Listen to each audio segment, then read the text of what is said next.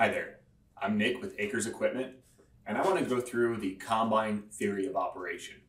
What I mean by that is, let's go through the entire harvest process from feeding, threshing and separating, cleaning, and residue management. Talk about how they all work within your machine and how they all work together to get the best possible result. So it really doesn't matter if you've got a brand new combine this year or you're putting a machine with a few years on it back into the field. This logic should apply to all of your machines and help you set these combines better than ever. So we've got our different processes here: feeding, threshing and separating, cleaning, and residue management. Now these all work together, and there's trade-offs as we go through each of these. And we'll talk about anything we change in any of these systems can have an effect on the others.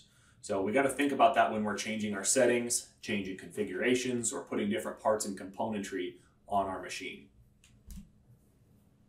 So we'll start off right at the front, feeding. And this is one of the easiest things because it's visual. It's right there in front of you. Whether you're running a draper head or a corn head, you can see how that crop material is going into the combine, if it's flowing evenly, and in the example of a corn head, if you're bringing in a lot of trash or not. If we have problems here, sometimes it can be hard to correct with settings on the rest of the machine. So we got to get started on the right foot by feeding the combine as well as we can. So a real simple example is just our reel speed. There is an optimal range where we're feeding that material in nice and consistently, laying it onto the draper belt and not causing any shatter. Now, we do want to have some reel speed, of course. Too much, we can shell some of the soybean pods out, get that grain on the ground before it ever gets a chance to go into the combine, or cause some crop wrapping. If we're too slow, we can get a poor feed, or I've actually seen guys so scared of crop shatter from their reel, they run that reel so slow, it actually is pushing that crop forward and not allowing it to fall onto the draper belt or into the auger. So keep that in mind. Automatic reel speeds are a real help for that when we're changing ground speeds on a regular basis, but we do want some reel speed. We do want that reel at least a little bit active, bringing in that crop. Now, something as simple as our draper belt speed can make a difference on the entire combine. If those belts are going really, really slow, we're not going to get that crop off the belts and into the combine as fast as we want to for our ground speed. And we may see what looks like two windrows, as you see over on the left. That's not going to be ideal for our threshing performance either. This is optimal, where both streams, the left and the right, they're not hitting into each other, but they're both laying on that center canvas and getting into the machine. If we go too fast though, this is the one I see a lot in the field. If we go too fast, those two sides are smashing together, laying on top of each other, and creating a thicker flow at the center of the feeder house relative to the sides. We really want to spread that crop flow out and fill that feeder house from left to right. So our draper belt speed is going to be important there. If we can run an automatic draper speed, that's going to help even more, but do pay attention to that and set that so we're just getting enough speed that both sides get into the feeder house side by side and not contacting each other. We also have to think, if it's feeding in, if we're too fast on our belts, how's that affecting our threshing? If it's all going in one spot into that rotor and it's all got one thick windrow, maybe our threshing clearance is set here and we're over threshing at that peak and we're under threshing down here. If we spread that flow out by just slowing the belt speed down, we can thresh more evenly and more consistently for the entire crop mat coming into the combine. Do remember, it doesn't matter if it's an X9 or an S series. The feeder house is designed to pull crop in through the entire width. Let's fill it left to right. On an S series, we've got our tri-stream feeding system. It's designed to have 3 ramps tri-stream. They're going to work in unison to get that 270-degree feeding into the rotor. So let's fill every part of that feed system and allow those 3 streams of crop to get into the rotor. If we're running too fast again, it's just going to be this middle arrow, a much thicker crop flow, then that could hurt our capacity, hurt our threshing performance. If we're talking about corn, we've got a deck plate setting there too. That deck plate is designed to just pluck the ear off the stalk.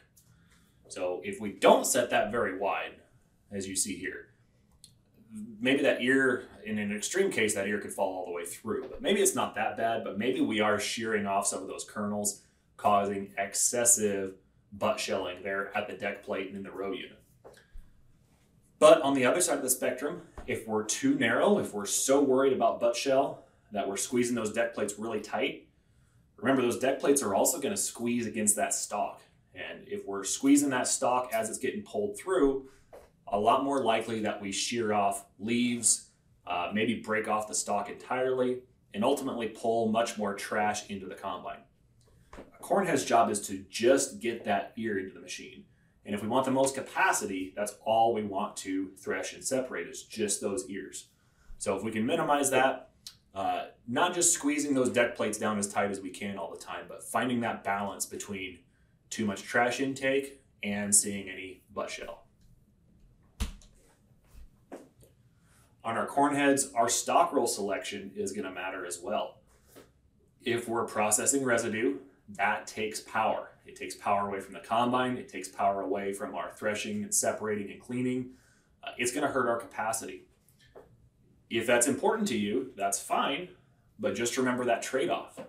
Anytime we go from, say, an opposed stock roll to an intermeshing, or especially to a chopping stock roll, we're doing more to that plant material, we're sizing it down, and we're going to consume more horsepower from that. So if that's important to you, that's great, but understand that trade-off. But if that's not as important to you, if you're okay with some longer pieces of stock being left behind, maybe think about that when you're choosing your stock rolls, and lean towards that opposed option to get your combine more capacity.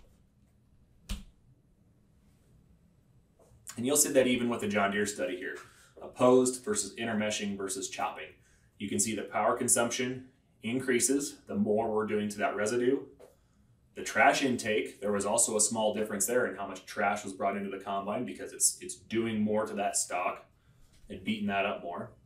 And we also see a change in stalk flagging, of course. If we're running stalk master, it's going to mow those off, so we're not going to have that issue. But just in a nutshell, the residue processing is important, but it does take away from the combine too, so understand that trade-off.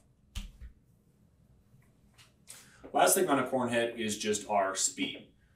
A lot of guys that I see just run this as slow as possible all the time in fear of head shelling. So that's fine, it does reduce head shelling, but do remember, if that stalk and that plant material is getting way high in the row unit, we're going to be more likely to bring in more plant material too. More leaves, breaking stalks off, and just more trash going into the combine that the combine's going to have to work and process.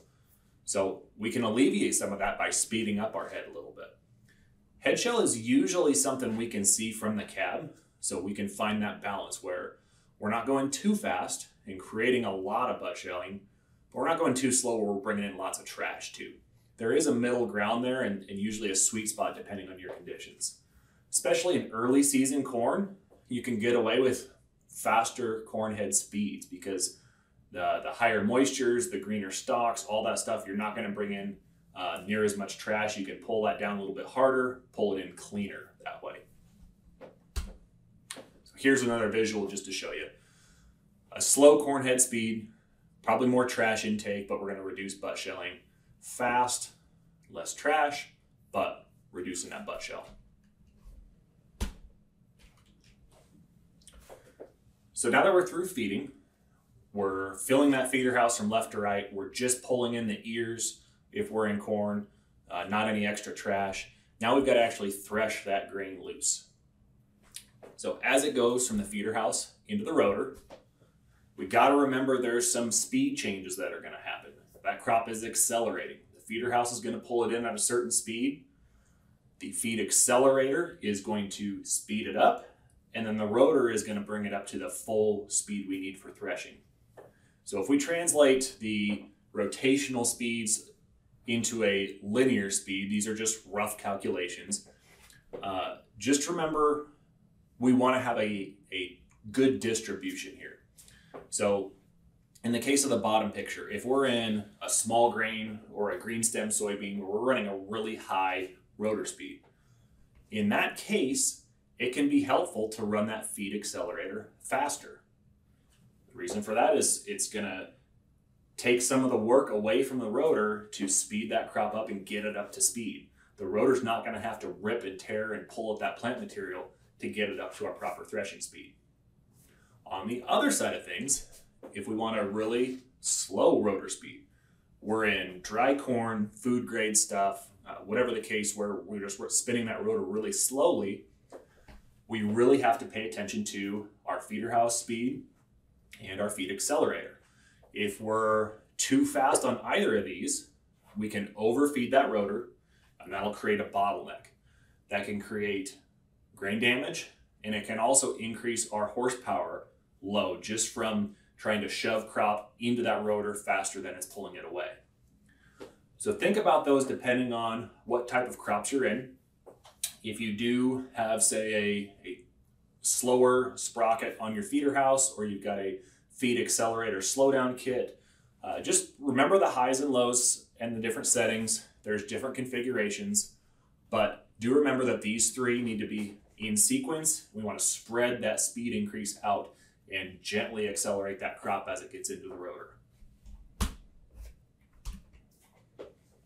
Now for our concaves, I'm not going to spend a ton of time on this because a lot of people change concaves and try different things out, but just keep in mind that regardless of if you're talking Deere concaves, Condex, or any other aftermarket, there's really just two things to look at.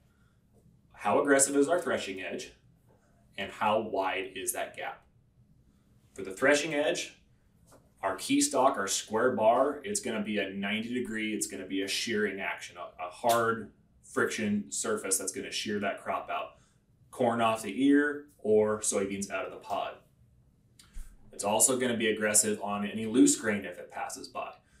That's why in corn and soybeans, a lot of guys lean more towards the round bar, because we don't need a lot of aggressiveness to thresh regular corn and soybeans out. So round bar is nice and gentle, and if there's loose grain still in that cage, it's not going to beat or scuff that material up near as much as a square bar would. As far as our gap or our opening, remember we're threshing, but we're also starting that separating process. Loose grain's able to fall through, and we want it to. So something that's easy threshing, we do want a nice wide gap to allow that loose grain to fall through, especially in our large grains like corn and soybeans. On the other side of the spectrum, when we get in smaller grains, smaller seed sizes, tougher threshing, that's where you get down towards the other side of the spectrum with our large and our small wires, decreasing that gap size, only allowing the seed to fall through. Now, when we're selecting our rotor speed, two things to remember is how hard do we want to thresh that material, and how hard do we want to separate that material.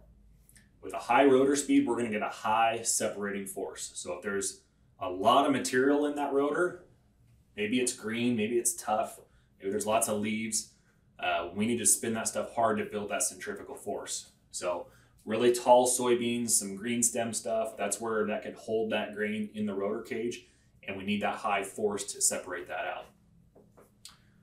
Low speed, in a case like corn, we shouldn't have very much material running through that rotor.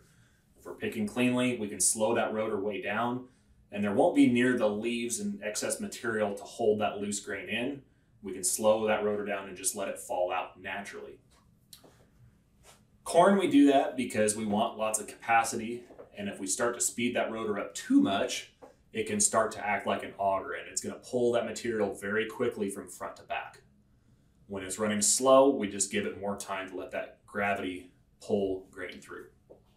So threshing is pretty self-explanatory. How hard do we want to hit that grain? How many times do we want to hit that grain to knock it loose? But then remember separating too. High separating force when we increase that speed, or in the case of corn, we can really slow that down and let things fall through. So onto machine balance. Some guys do take the time to look at this and adjust this properly, but just like I talked about with the feeder house, we want to fill that feeder house from left to right. We also want to feed that cleaning chute evenly too. So as that material, the grain and chaff and other mog is coming out of the rotor cage, we want to make sure everything's nice and even before it gets onto our chaffer. The best way to do that is with a power shutdown. So as you're running through the field, turning that separator off, pulling the stick back, and getting a live snapshot of what's going on inside the machine. So remember, sensors are only as good as their calibration. So if you're looking in the machine, that's the tell-all. And then you should set your sensors. Whether it's grain loss sensors, you should set those by what's on the ground. Rotor loss sensors, by what you see on a power shutdown.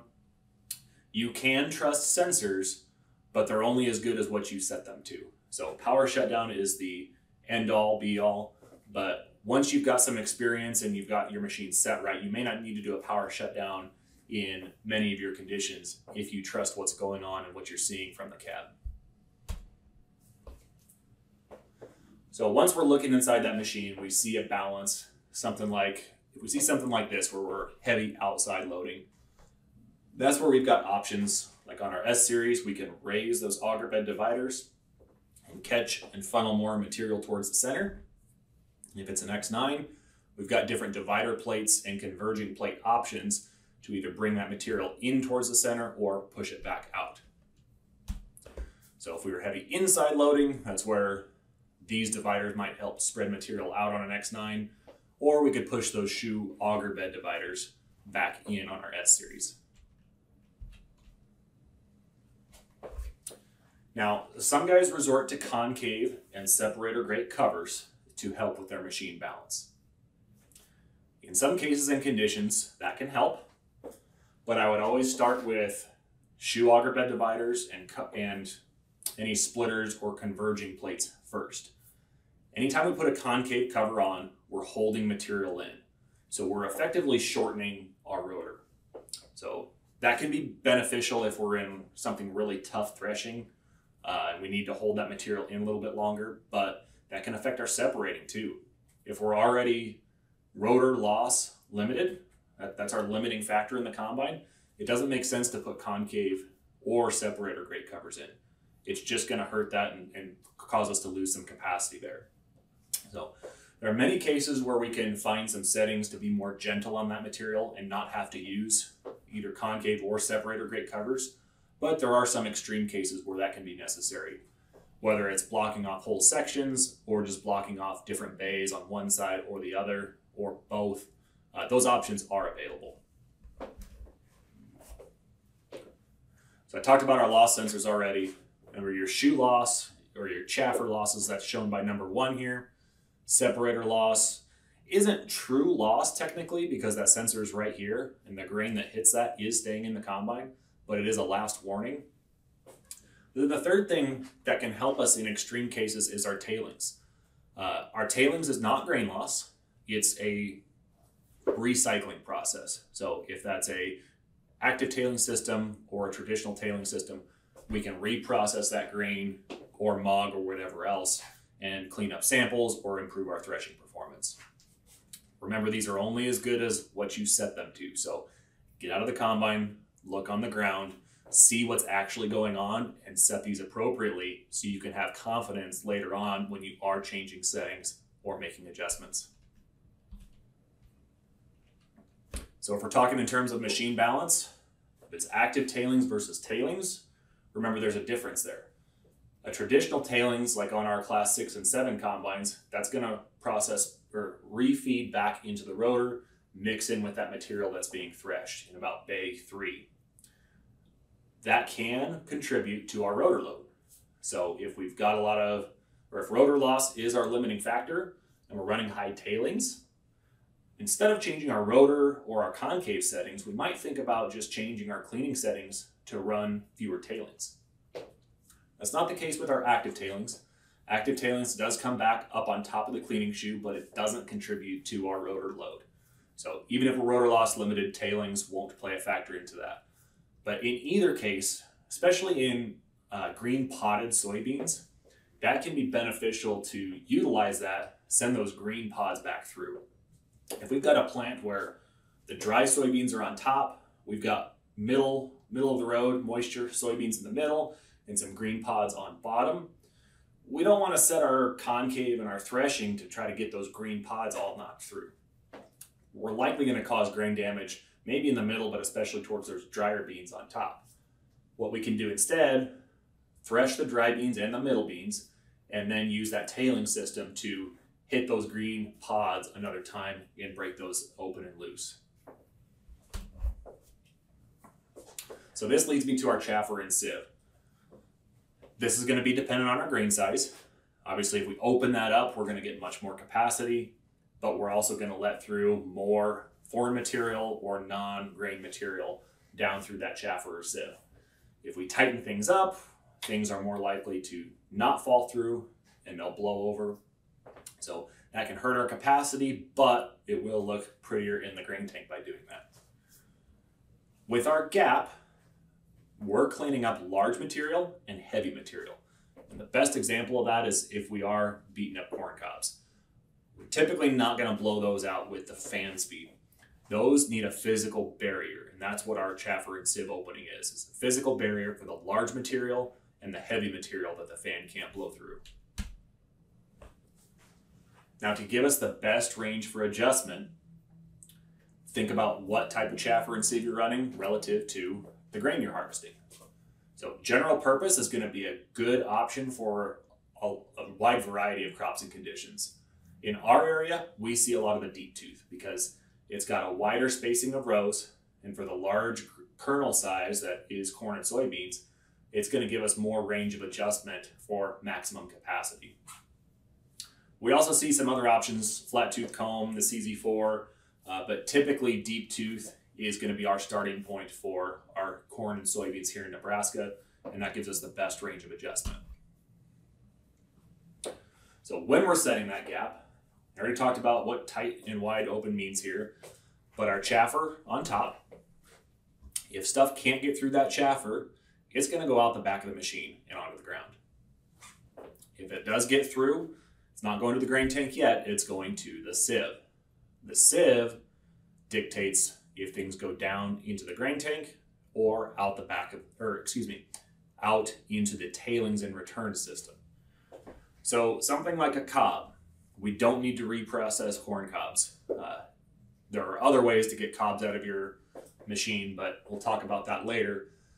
If we need to sort those through, close our chaffer down and we can send those out the back of the combine onto the ground. Something like an unthreshed pod for soybeans, that's where it may be okay to let that through. That way we can close our sieve and send those through the tailings or return system. That way it gets reprocessed, we can break those pods open and clean up the grain sample that way. Last but not least is our fan speed. And I typically set the fan last when I'm setting a combine. I get that chaffer and sieve set where I'm sorting that large material out, any unthreshed material first. Then I worry about the light, fluffy material, because that's what the fan's designed to do. Clean out dusty, light, small material and just blow it on through. Whether it's air coming through the top chaffer and suspending that material at the beginning, or through our chaffer and sieve and just carrying that dust and light stuff out. So just keep in mind that it's small and lightweight stuff we're cleaning with the fan. So little tiny leaves, sticks, threshed pods is a great example. That's why I put this picture in here, because the fan will clean one of these and not the other. If there's grain in there, the fan is not going to blow that out. That's going to fall through. But we can, if the pod's threshed, use the fan to get that through. So last but not least is residue management. Next year's crop is going to start with this year's decisions, and residue management plays a key role in that.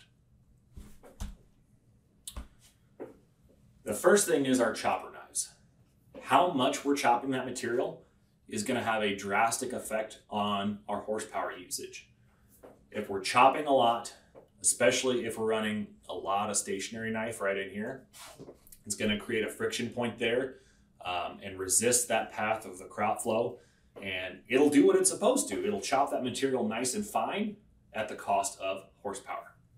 So if fine residue, especially in soybeans, isn't as important to you, if combine capacity is more important, you may think about pulling these out and either running half or barely running them at all if that's not as important. Or if it is, just understand that trade-off. The other side of this is your knife condition. Even if you're not running stationary knives and your knives aren't worn out yet, if they are worn into a blunt edge, that blunt edge is gonna hit and hairpin that crop material as it's pulling through instead of slicing and cutting through. That's also gonna lead to more horsepower usage if you've got the blunt edge. Sharp edges are gonna be best. They're gonna use the least amount of power. So if you're kind of right on that edge, especially getting into early season green stem soybeans, you might think about replacing those knives early. That way you can get through and have the most productive combine possible. Another thing to think about is when we're setting the width of our tailboard, how far we're spreading it. I've got a standard tailboard and a power cast here, but there's a difference in how they spread. And if you show the bottom view, it explains it a little bit more. The tailboard on the left, we're just using air velocity, versus the power cast is using a physical force. We've got spreaders that are actively contacting that crop material and throwing it where we want to place it. We can adjust that speed from the cab.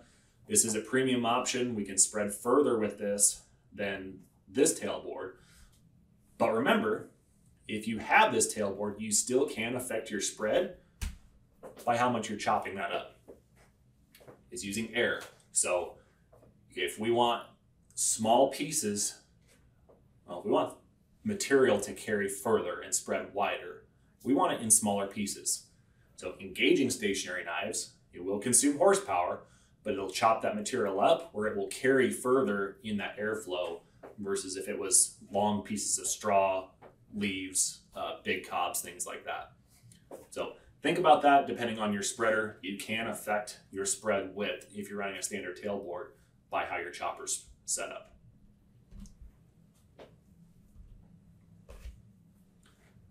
So we've talked briefly through the entire harvest process: feeding, threshing and separating, cleaning, and lastly our residue management. These all work together to get that crop out of the field, into the grain tank, and into the bin. So remember that anything we change can have effects on the others. An example is poor feeding can hurt our total capacity. It can hurt our threshing performance. If we're setting our rotor speed incorrectly, that can hurt our cleaning performance by over-processing that material. If we're running lots of tailings in the cleaning, that can go back and hurt our rotor capacity.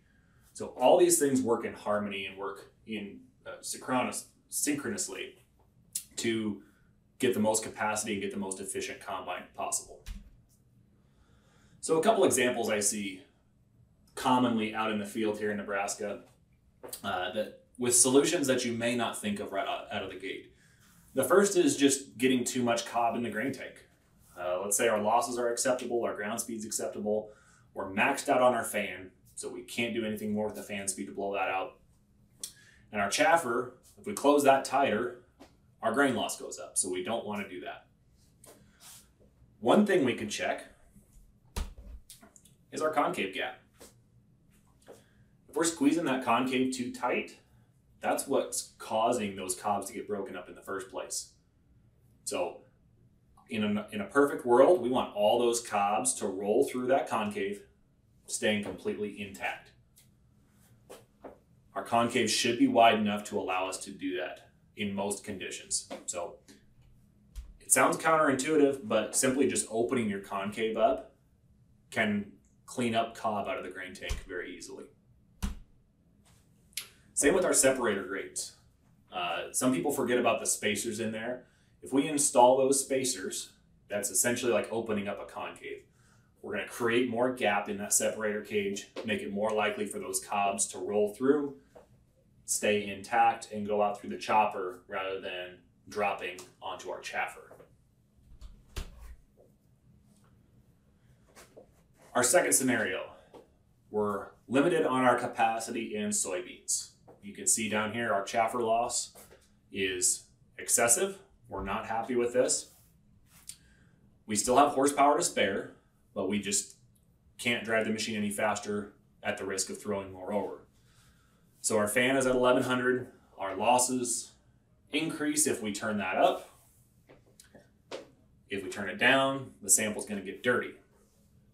Well, if you look at our settings here, we've got 750 on the rotor and 8 on the concave.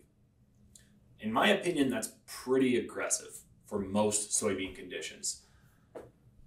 What we're doing, we're probably getting those pods broke open and getting nice, clean, or not getting any unthreshed material in the grain tank. But what we're also doing is we're hitting against all the straw and stem and leaves and everything else running through the combine. With aggressive settings like that, we're pulverizing that. We're turning it all to dust. It's dropping through our concave or our separator grates, and it's loading our cleaning shoe way more than that cleaning shoe can handle. It's just such a thick crop mat grain and mog that it's hard for that fan to blow through all that stuff and just separate the grain. So the solution here, I would just slow this rotor down, open this concave up, and what you're likely to see is your chaffer losses will come down. There is a chance your rotor loss comes up, maybe a bar or two if we slow the rotor speed down, but we do want to see some balance there. So that's okay in this scenario. As long as we get our total loss in that green bar and have good balance there, I'm very happy seeing that.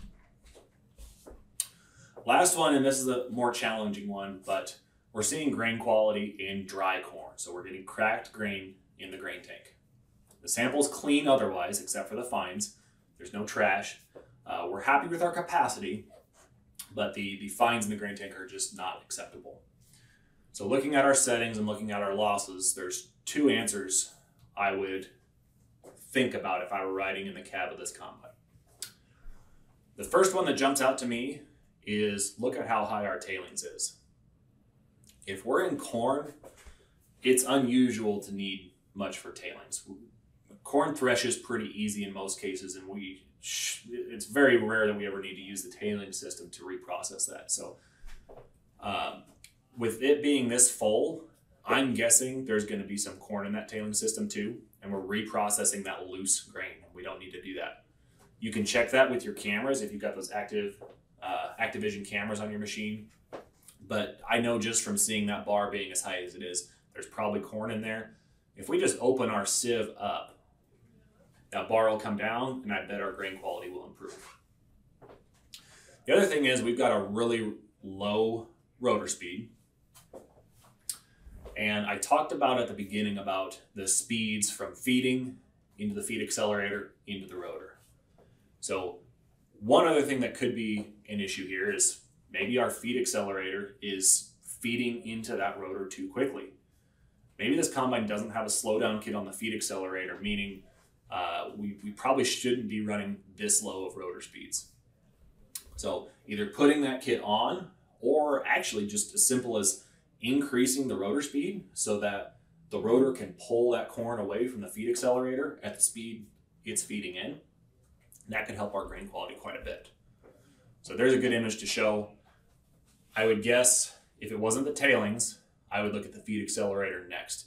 And I would think that this feed accelerator is overfeeding relative to the rotor speed we want. So, and then I already talked about our tailing system. So in a nutshell, hopefully this has helped you, but just remembering the different processes going on within the combine, how they all work together, and maybe a few tricks to maximize what your combine is going to do this harvest. If you've got more questions, there are also helpful tips through the Equipment mobile app for your crop and your conditions. Or even easier than that, just give us a call at AKRS Equipment and we'll be happy to help you this harvest.